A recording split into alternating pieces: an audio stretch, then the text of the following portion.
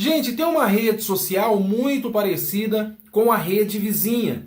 Essa rede chama-se Privacy. Tem muitos conteúdos limpos. Por exemplo, um fotógrafo vai e faz uma foto bonita, ele vai e posta lá, às vezes livre ou às vezes para venda. E existe também conteúdos sujos, é onde mulheres se fotografam e vendem essas fotos para os seguidores ou pessoas que acessam lá por um preço entre 20 a 50 reais. Inclusive, Andressa Urach, a famosa ex-obreira da Universal, está lá vendendo as suas nudes. E dentro dessa rede estava Camila Prado, também fazendo a mesma coisa que Andressa Urach fazia. Ela tirava foto do seu corpo e vendia para os seus seguidores. Mas, cerca de um ano atrás, ela conheceu a Cristo, tornou-se evangélica e está usando a rede social vizinha agora para divulgar, é claro, a mensagem de paz, a mensagem de vida, a mensagem do Evangelho. Mas ela continua com a rede lá em aberto ainda lá no Privacy. Claro, não podemos ser injustos, já está em processo de exclusão, já não tem mais nada, ela limpou toda.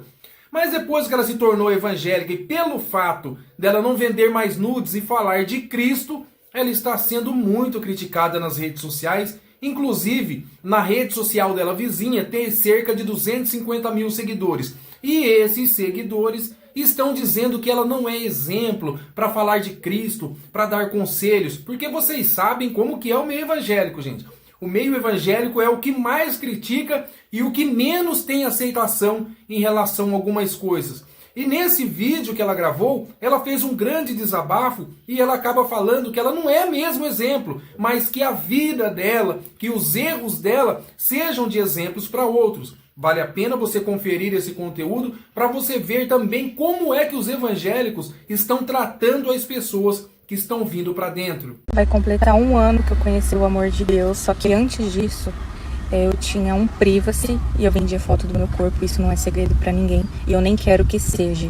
Hoje, quando eu falo sobre o que aconteceu comigo, sobre minhas renúncias, sobre o amor de Deus, né, na minha vida e na vida de todos, as pessoas elas sempre usam o meu passado para me atacar, como se eu não fosse um exemplo de estar falando do amor de Deus. Eu não sou um exemplo de uma cristã pura, de uma cristã que nunca errou. Eu não sou um exemplo de uma moça que casou virgem. Eu não sou um exemplo de uma pessoa santa. Mas eu posso ser usada como exemplo de uma pessoa que estava com milhares de pombagiras no couro, de uma pessoa que estava completamente cega, apenas pensando no dinheiro e que não queria saber se ia mostrar o corpo, não ia, não estava nem aí com o que eu estava falando. Eu achava que eu era livre, mas na verdade não tinha paz no meu coração, eu não tinha amor. Eu era uma pessoa triste, uma pessoa que só chorava. Mesmo eu tendo feito tudo isso, levado muitos homens ao pecado, Deus ainda teve misericórdia e me perdoou. E Ele trouxe paz no meu coração. E agora eu não tenho vergonha de ser usada como exemplo e ajudar pessoas e mulheres e até mesmo homens que têm vício em pornografia a saírem dessa e conhecer o amor de Deus. Agora chama atenção, gente, que quem está dentro tem nudes vazada, os de dentro abraçam. Pois é, o caso mais famoso é de Samuel Mariano. Teve nudes vazada aí umas 3 vezes, inclusive adultério aos montes, e foi abraçado pelo Samuel Ferreira. Quando vem de fora, os irmãos começam a expulsar, começam a criticar. Tem algum mistério nisso que é difícil aí para as pessoas entenderem que se deve abraçar a vida pregressa, o que ficou para trás, ficou para trás. Mas acontece que dentro da Bíblia as pessoas preferem usar o exemplo de apóstolo Paulo como uma obra divina, mas não usam os nossos exemplos aqui, quando vamos para dentro, como obra divina. Ficam apenas criticando. E olha que a vida do apóstolo Paulo, ela serve aí como exemplo pelo fato de que foi escrito na Bíblia. Se a história dessa moça também fosse escrita na Bíblia, acredito eu que todos os cristãos estavam batendo palma. Mas agora, como é diferente, estão todos achincalhando ela aí nas redes sociais. É brincadeira, não dá para entender muito bem esse lado evangélico aí, onde existe esses santarrões aí que se acham melhores que todos. Gente, o dia que eu vi milhares de demônios, espíritos voando sobre uma balada que eu tava. Se liga, nessa noite ficou pra história. Eu lembro dela, conto pros meus amigos e todo mundo fica pasmo. Tem uns que nem acredita. Mas tem uma pessoa em específico que eu nem tenho mais contato com ele. Um amigo antigo, eu não tenho mais contato. Ele foi o único que presenciou esse dia comigo. Isso aconteceu em 2015. Eu tinha 18 anos e eu tava me arrumando assim pra ir pra uma balada com a minha amiga. E eu moro aqui perto do cemitério. Aí tá. Eu fui indo pra balada, saí de casa sozinha. Eu ia pra casa da minha amiga, que ela morava a uns 15 minutos da minha casa, andando. Eu tava indo de a pé, não tinha carro. O importante é curtir. Aí beleza, eu fui. Desci aqui a rua da minha casa, um breu, um escuro, perto do cemitério. Só que eu não tenho medo. Eu sempre morei aqui a vida toda. E o povo fala, você não tem medo de morar perto do cemitério? Eu não. Eu sempre falava, eu tenho que ter medo dos vivos, não dos mortos, né? Mas beleza. Detalhe, já era 11 horas da noite, tá? A gente ia pra balada esses horários mesmo, que era o horário que a balada tava começando a ficar bom. Então, na hora que eu cheguei na esquina da minha casa, eu vi um ônibus escolar. Isso era um sábado. Um sábado, 11 da noite. Eu vi um ônibus escolar indo em direção ao cemitério. E dentro desse ônibus escolar tinha várias crianças. Eu lembro porque elas todas estavam na janela e começaram a gritar pra mim. Crianças na faixa de 8, eram pequenininhas, 8 anos, 9 anos. E elas estavam indo em direção ao cemitério mesmo, na rua, direto ao cemitério. 11 da noite, num sábado, crianças de faixa de 8 anos. E começaram a gritar pra mim, Jesus está voltando, desesperadas, crianças. Era um ônibus escolar normal, esses amarelos, sabe?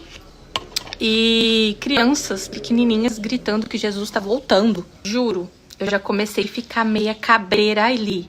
E fui dali até a casa da minha amiga pensando. Contei pra ela, ela falou assim, ai amiga, eu acho que você escutou errado. Gente, eu juro, eu sei o que eu ouvi. Mas beleza, a gente começou a beber e fomos indo até a balada, bebendo, já esqueci daquilo, já comecei a revoar e chegamos na balada. Quando eu cheguei na balada, eu comecei a sentir um certo desconforto. Sabe quando você tem brisa torta? Sabe quando você usa alguma droga e você fica naquela brisa torta, ou quando você bebe demais e começa a dar aquela bad trip.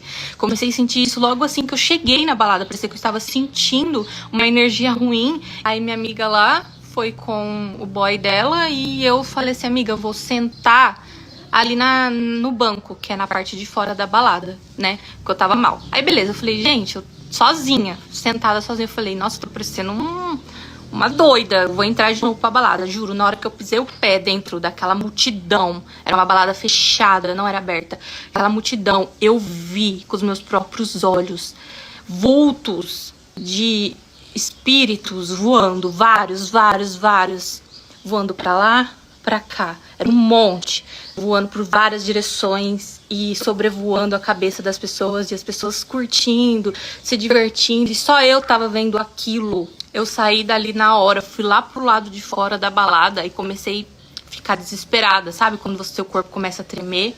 E eu falo, meu Deus, será que eu vi aquilo mesmo? Gente, eu sempre fui muito tímida.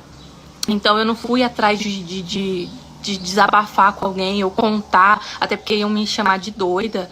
E aí veio um amigo meu, que é esse que eu falei no começo do vídeo, que ele gostava de mim na época da escola, né? Ele gostava de mim e sempre tentou ficar comigo, mas eu nunca dei chance pra ele. Ele todo apaixonado, viu que eu tava sozinha, veio conversar comigo e falou, nossa, por que você tá aqui fora? Aí eu falei pra ele que eu tinha visto, aí eu contei pra ele. Eu vi coisas estranhas lá dentro. Ele falou, credo, tá repreendido, Camila. Tá doido? Aí ele já começou a ficar com medo. Eu falei assim, eu vou embora pra casa. Só que eu ia embora a pé sozinha. Aí ele falou, uma oportunidade, né? Eu acho que ele pensou, uma oportunidade, vai que rola alguma coisa. Aí ele falou, vou te acompanhar até sua casa. Eu falei, bora. Eu tava com medo de ir sozinha, eu tava a pé. Não tinha ônibus naquele horário. E eu não tinha esses negócios de Uber naquela época. Se liga que ainda não acabou. Ele vindo comigo embora, chegando aqui perto de casa, aquele breu, né, próximo ao cemitério, já toda aquela escuridão. A gente passou na frente de um barzinho, um boteco. E esse boteco, ele era de grade, só que tava tão escuro que a gente não enxergava nada que tava lá dentro. Só que quando a gente passou na frente daquele boteco, a gente escutou bolas de bilhar batendo, black.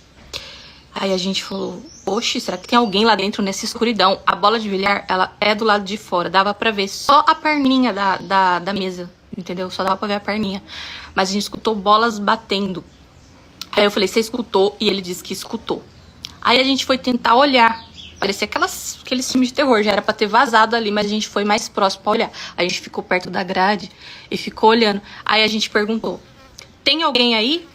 Gente, as bolas de bilhar bateu com toda a força, ó. Plá! Eu e ele, ó, perna pra quem tem. Perna pra quem tem. A gente saiu correndo pra esse menino voltar embora sozinho depois. Meu Deus. E ainda por cima nem ganhou o beijo. Porque eu entrei pra casa, fiquei pensando naquilo e ficou pra história, gente. Ficou pra história. Eu conto isso pros meus amigos ficam chocados. E eu tenho muitas experiências sobrenaturais que aconteceu comigo desde pequena. Quero contar pra vocês outras histórias ainda mais pesadas do que essa no próximo vídeo.